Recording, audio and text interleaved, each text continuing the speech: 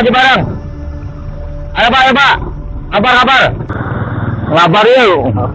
Ngabar siapa? Jare anak ngabar. Ngabar? Apa sih ngabar? Ngabar ngaji bareng.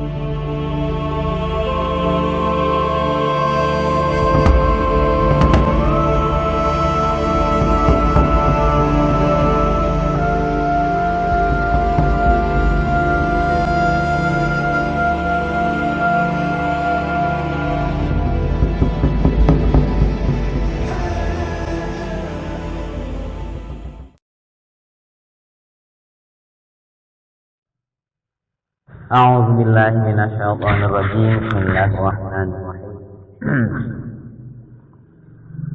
Qala Rasulullah sallallahu alaihi wasallam, khoslatani man kana fihi katabahu Allahu syakiran sabiran.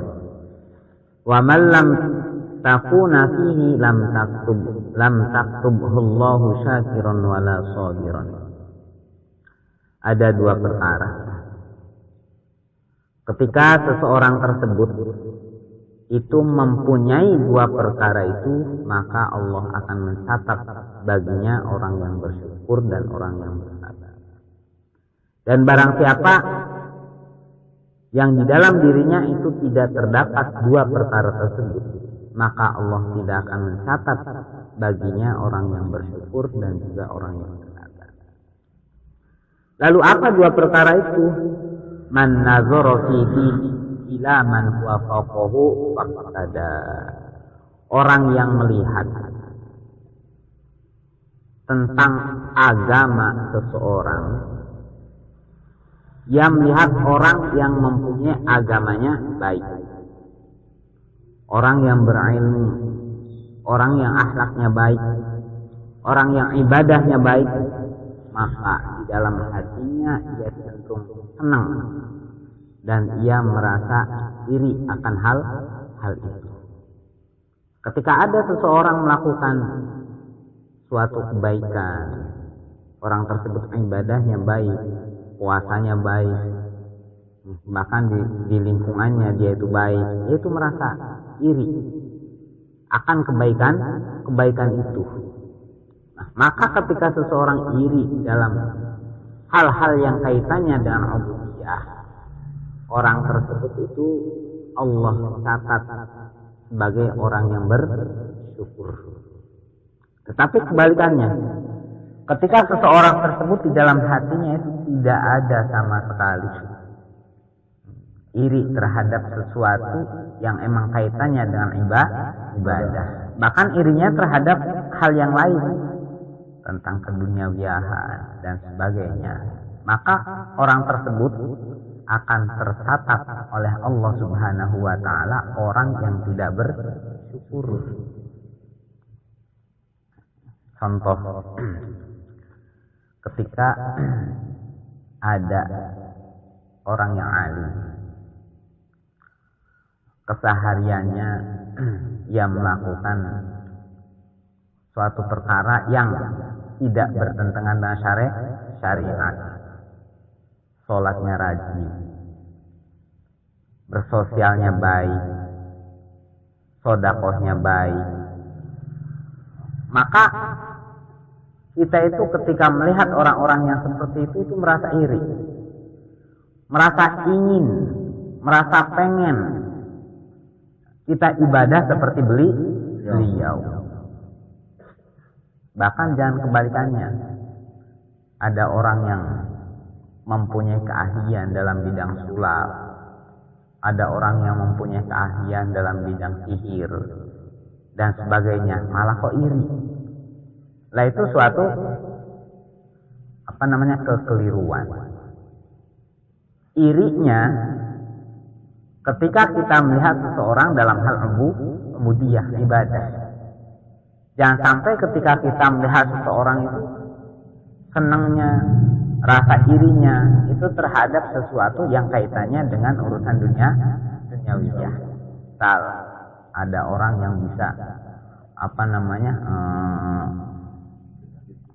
beli mobil mewah, nah terus kita merasa iri. Nah, terus ada lagi orang yang bisa beli sepeda listrik. Terus kita iri, hanya berusaha agar kita itu bisa lebih dibandingkan dengan dirinya. Terus berusaha. Pagi disibukkan untuk mengumpulkan dana, tujuannya untuk beli mobil. Siangnya sampai malamnya, sampai dirinya itu lupa terhadap urusan Nah, itu adalah suatu kekeliruan. Nah, sementara banyak sekali orang-orang yang emang dari pagi, siang, sore. Tapi kalau Allah belum memberikan ketentuan bahwa dia itu orang yang dapat membeli mobil, maka orang tersebut itu tidak akan mampu, tidak akan bisa. Lalu patokan kita adalah terus berdoa kepada Allah dalam setiap urusan. Karena yang namanya hidup itu pasti mempunyai masalah masing-masing. Namun betapa mulianya bagi seseorang ketika ya sendiri itu melihat seseorang yang emang dalam hal ubudiyahnya baik, terus kita itu iri, pengen seperti dia. Hanya yang ada dirinya sendiri itu merasa ketika melakukan suatu kebaikan itu merasa berat. Kok ternyata melakukan kebaikan itu berat? Kok ibadah itu berat? Maka ketika kita merasa bahwa melakukan ibadah itu berat, kita merasa bahwa melakukan kebaikan itu berat, maka di dalam diri manusia itu akan terdapat nur, cahaya yang akan bisa menggugah dirinya, menjadikan semangat terhadap dirinya untuk terus berusaha melakukan sesuatu yang terbaik. Karena tidak ada yang namanya ibadah, nah terus dirinya itu melakukan suatu keburukan. Pasti ibadah itu kaitannya dengan kebaikan. Semua kebaikan itu adalah ibadah. Dan semua keburukan itu adalah maksiat. Maka orang yang terus-menerus melakukan kebaikan, terus-menerus melakukan kebaikan, maka ia tergolong ahli ibadah. Berarti menunjukkan bahwa orang yang terus-menerus melakukan kebaikan, dia dalam hati itu takut terhadap Allah. Kebalikannya, orang yang di dalam hatinya itu sama sekali tidak mempunyai rasa takut kepada Allah, maka tindakannya itu akan sekehendak dia sendiri. Itu yang repot. Jadi patokan baiknya seseorang, buruknya seseorang itu di dalam hati. Kita sendiri tidak tahu. Patokannya itu di dalam hati. Kalau seseorang di dalam hatinya itu takut kepada Allah, maka ia akan melakukan semua perbuatan itu perbuatan yang baik. Tapi kebalikannya, kalau seseorang tersebut di dalam hatinya tidak ada rasa takut kepada Allah, maka apa yang dilakukannya itu cenderung dengan perbuatan-perbuatan yang kurang baik. Dikarenakan semua yang dilakukan itu untuk dirinya sendiri, bukan diselaraskan dengan syariat Allah Subhanahu wa ta'ala. Nah, terus yang kedua, wa nadhara fi dunyahu ila man huwa dunah wa hamdullaha ala ma faddalallahu bihi alaihi katabahu syakiran shakiran. Yang kedua itu orang yang melihat dunia terhadap seseorang itu dari kalangan bawah. Jadi bukan dari kalangan atas. Ketika kita melihat dunia kita, usaha kita, itu jangan sampai kita melihat itu orang yang dunianya itu lebih tinggi dibandingkan kita. Kenapa? Ketika kita melihat orang yang dunianya lebih rendah dibandingkan kita, maka kita akan mudah untuk mengatakan alhamdulillah, bersyukur kepada Allah. Tetapi kebalikannya, ketika kita melihat orang yang dunianya lebih tinggi dibandingkan kita, lebih banyak dibandingkan kita, maka sulit bagi kita untuk mengucapkan alhamdulillah. Sulit bagi kita untuk mengucapkan alhamdulillah. Karena melihatnya orang yang dunianya banyak. Itu sudah berangkat haji, saya sih boro-boro berangkat haji. Padahal makan itu enak. Pagi bisa makan, siang bisa makan, sore bisa makan. Dikarenakan melihatnya orang yang dunianya banyak, akhirnya ia akan sulit untuk mengucapkan lafaz alhamdulillah. Arti dari mengucapkan lafaz alhamdulillah itu bersyukur kepada Allah. Sulit bagi dirinya untuk bersyukur kepada Allah. Maka anjurannya, kita dianjurkan untuk melihat dalam hal urusan dunia itu yang lebih bawah dibandingkan kita, agar kita itu mudah untuk mengucapkan alhamdulillah. Barang siapa di dalam hatinya itu ada dua perkara. Yang pertama, tadi disebutkan melihat seseorang yang ibadahnya rajin, ibadahnya lebih baik dibandingkan kita, di dalam hatinya itu mempunyai rasa ingin, mempunyai rasa iri. Terus yang kedua, ketika melihat dunia itu melihat bukan orang yang dunianya lebih tinggi dibandingkan kita, tetapi melihat orang yang dunianya itu lebih rendah dibandingkan kita, dan dia mudah mengucapkan lafaz alhamdulillah. Maka orang seperti itu akan Allah catat sebagai syakiron shodiron, orang yang bersyukur dan orang yang bersabar. Tapi kebalikannya, ketika orang tersebut di dalam hatinya sepi dari dua perkara itu, maka Allah tidak akan mencatat orang yang syakiron dan orang yang shodiron. Secara akal pun bisa.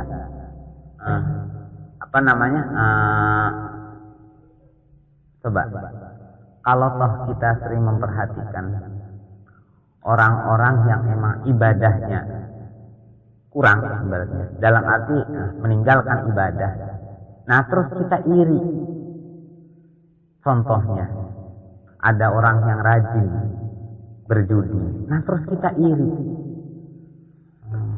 Dalam artian pengen saya bisa judi, misal. Nah itu jelas suatu kekeliruan.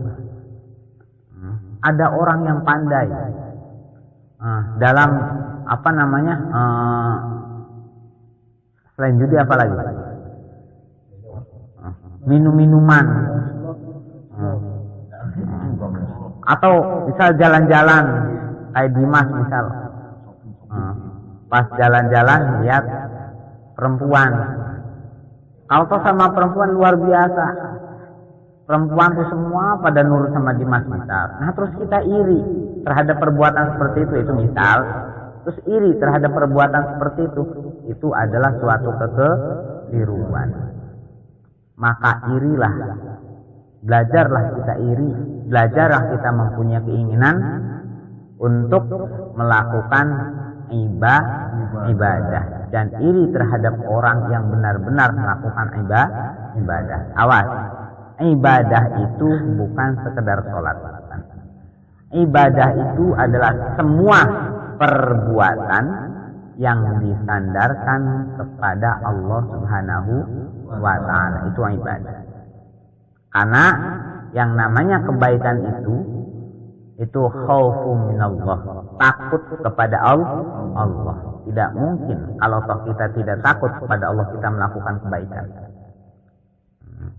Bahkan kebanyakan kalau toh kita tidak takut kepada Allah terus melakukan kebaikan, itu biasanya ada sesuatu. Pengen dirinya dipuji, pengen dirinya itu dihargai, dan sebagainya. Kalau toh standarnya Allah Subhanahu wa ta'ala, maka sulit bagi kita untuk mengharapkan pujian. Loh, ya yang namanya manusia. manusia itu adalah orang yang sangat lemah, tidak mampu apa-apa. Contohnya ketika kita pas lahir itu yang namanya bayi itu tidak bisa apa-apa, makan tidak bisa, berjalan tidak bisa. Jadi pas pengen makan hanya bisa sekedar menangis. Makanya pas lahirnya bayi itu pertama kali itu menangis. Itu menunjukkan bahwa adanya seseorang adalah sesuatu yang sangat lemah. Jadi paham ya? Maka ada proses. Allah berikan proses. Prosesnya itu sangat berbeda dengan proses makhluk-makhluk lain. Kalau toh manusia prosesnya itu lambat. Lama sekali manusia. Berbeda dengan makhluk-makhluk lain. Mungkin kemarin sering diceritain ya. Berbeda dengan makhluk-makhluk lain. Contoh makhluk lain. Seperti kucing. Setelah lahir. Itu bisa berjalan. Ayam. Setelah keluar dari telur. Itu bisa langsung berjalan.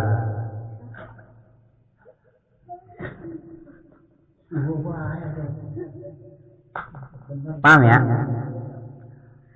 Kalau toh makhluk-makhluk lain itu prosesnya itu cepat, lebih cepat dibandingkan dengan manusia. Semua makhluk lain seperti itu. Ayam pun sama. Ketika bertelur, setelah bertelur keluar dari telur itu bisa langsung berjalan. Tapi manusia tidak. Lahir tidak bisa apa-apa. Setelah itu baru belajar pengen melumah melumah. Kalau bahasa Sunda sih nangkobak. Pengen melumah aja tuh belajar. Ada proses. Setelah itu belajar merondo. Setelah merondong belajar berdiri. Setelah belajar berdiri belajar berjalan. Setelah belajar berjalan belajar ngomong. Setelah belajar ngomong terus. Jadi prosesnya itu sangat lama. Kenapa? Karena menunjukkan bahwa manusia itu adalah orang yang diberikan akal. Tujuannya agar adanya manusia itu berpikir. Tujuannya. Tapi yang lain disanakan tidak diberikan akal, maka prosesnya itu cepat. Sangat cepat. Berbeda dengan manusia. Walaupun umurnya yang lama, tapi tetap prosesnya itu cepat. Paham ya? Kalau selain manusia itu semua prosesnya cepat. Nah, terkecuali manusia. Kalau manusia itu prosesnya lama. Oleh sebab itu wajib bagi manusia untuk berpikir. Itu ada suatu tanda-tanda kebesaran Allah Subhanahu wa ta'ala, bahwa adanya manusia itu adalah makhluk yang sangat lemah. Sangat lemah. Makhluk yang sangat kecil, contohnya seperti kerang-kerang, jatuh dari keatasan, dari ketinggian begitu tinggi, jatuh, ternyata tidak apa-apa, masih bisa berjalan. Coba manusia jatuh 2 meter aja, 3 meter, nggak bisa apa-apa, kakinya ada yang potong dan sebagainya, tulangnya potong, bisa koma dan sebagainya.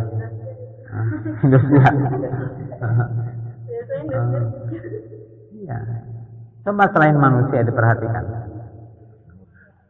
semut jatuh dari ketinggian itu ternyata tidak apa-apa, pas jatuh langsung bisa jalan.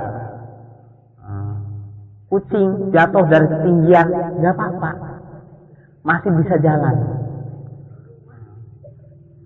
Nah, itu menunjukkan bahwa makhluk selain manusia itu tidak diberikan akal, tetapi manusia itu dikasih akal supaya manusia berpikir. Paham ya? Bismillahirrahmanirrahim. Qala syair, Ya man bidunyahu istawala qad gharrahu tawilul amal. Orang yang terhadap dunianya, dengan dunianya, yaitu membuat kesibukan, selalu sibuk terus urusan dunia, maka qad gharrahu tawilul amal. Sungguh orang tersebut itu terbujuk oleh angan-angan yang begitu panjang. Pagi nyari urusan dunia, setelah dapat numpuk banyak uang, hanya uang itu dihabiskan untuk foya-foya. Dapat lagi, uang itu dihabiskan untuk berjudi. Dapat lagi, uang itu untuk menumpuk-numpukan harta. Rumah banyak di mana-mana, tanah banyak. Tapi setelah meninggal, maka rumah dan harta itu tidak kita bawa. Ujung-ujungnya itu dijadikan bahan rebutan. Nah, itu dunia seperti itu. Tidak di mana-mana. Seperti itu. Semakin banyak harta, maka ketika kita meninggal itu akan dijadikan bahan rebutan. Itu dunia. Tetapi berbeda dengan ilmu. Ketika orang tersebut meninggal, maka bersamaan ilmu itu akan tiada, dan ilmu itu akan terus menyertai dirinya. Bahkan yang menolong kita kelak di akhirat, yaitu diantara salah satunya ilmu nafi, ilmu yang manfaat. Kalau toh ilmunya tidak manfaat, maka diserta dengan kalau toh nafi itu bisa ngebela kita, nolongin kita. Tetapi kalau toh tidak nafi, tidak manfaat, maka kebalikannya. Ilmu itu akan menuntut kita. Ya man bidunyahu istawala qad gharrahu tawilul amal. Nah, terus bagaimana dengan orang yang terus berusaha untuk mencari dunianya?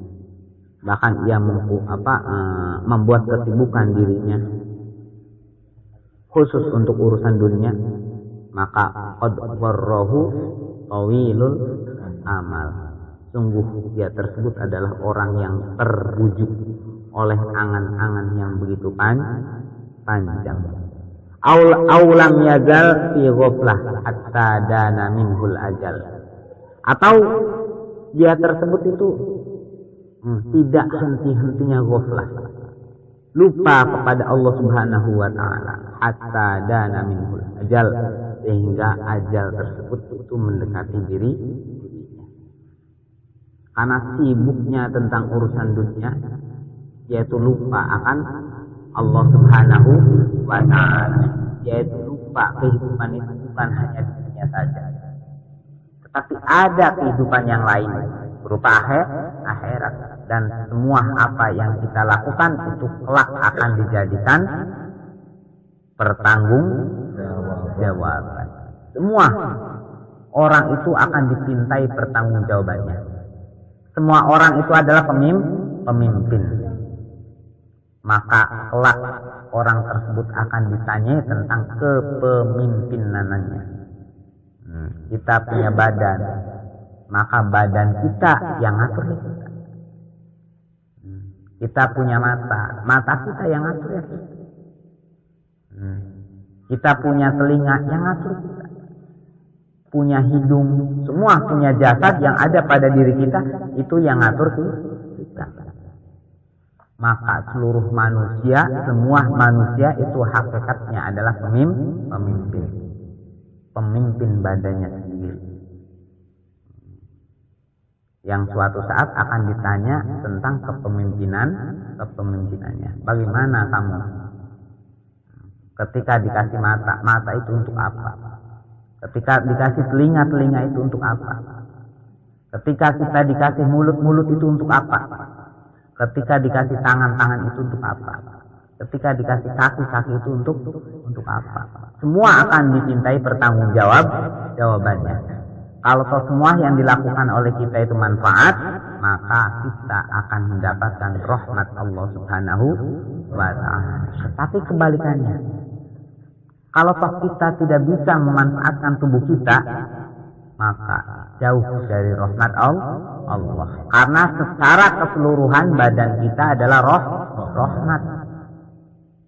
Maka pimpinlah badan kita agar kita itu selamat dan bisa mendapatkan rahmat dari Allah Subhanahu wa ta'ala. Gitu aja dulu. A'udzu billahi minasy syaithanir rajim. Bismillahirrahmanirrahim. Alhamdulillahi rabbil alamin. Ar-Rahmanir Rahim. Maliki yaumiddin. Iyyaka na'budu wa iyyaka nasta'in. Ihdinas siratal mustaqim. Siratal ladzina an'amta 'alaihim ghairil maghdubi 'alaihim waladdallin. Rabbighfirli wa liwalidayya amin.